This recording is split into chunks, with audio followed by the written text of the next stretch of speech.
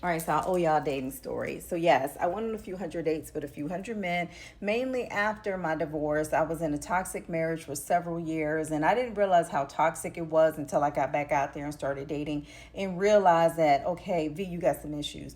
Not all of my dates when I was out here dating were terrible, not at all. Some were not that great. Some I knew right away that the men would never see me again, and some I said, you know what?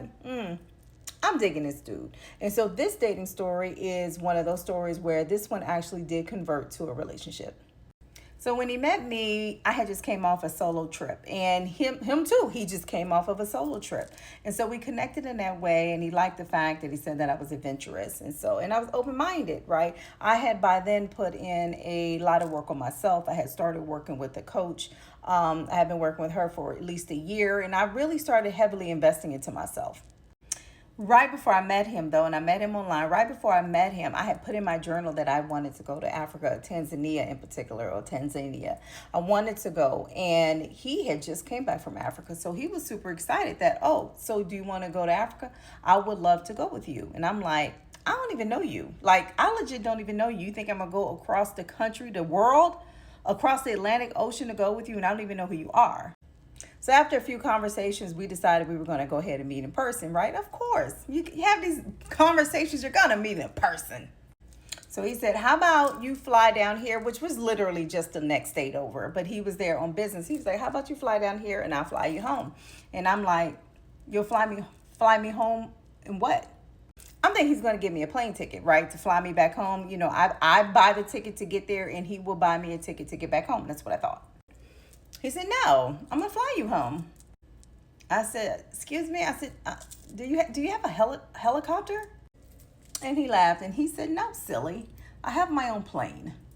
So long story short, I did fly to meet him. We shared an Airbnb, a 2-bedroom Airbnb. There was a bedroom on this side and that side and 2 separate bathrooms and a full kitchen. Like, it was a legit apartment. And then just in case we didn't connect or whatever, I could just stay on that side of the apartment. He could stay on that side. Anyway, I really liked his energy and his vibe, and he really was digging mine as well. So we did convert into a relationship. Like, it's highly possible. And ultimately, we did end up traveling around the world several times. And I want to say we took about almost 55, almost 60 vacations together. And yeah, I met him online. So yeah, all the dates that I'm going to share, they're not all terrible. So I want to be very clear. I have learned a lot through my dating, and I'm going to tell you the only reason why I was able to really convert this particular interaction into a relationship, because by then and only then, I had already invested so much energy and work into myself. Like I said, I was working with a professional.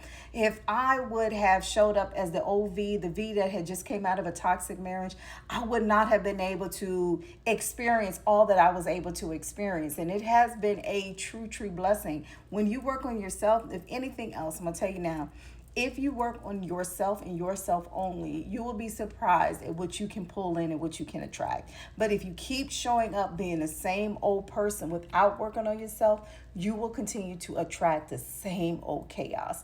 And that's pretty much what I learned through all those dates, that I kept attracting chaos because internally I was chaotic.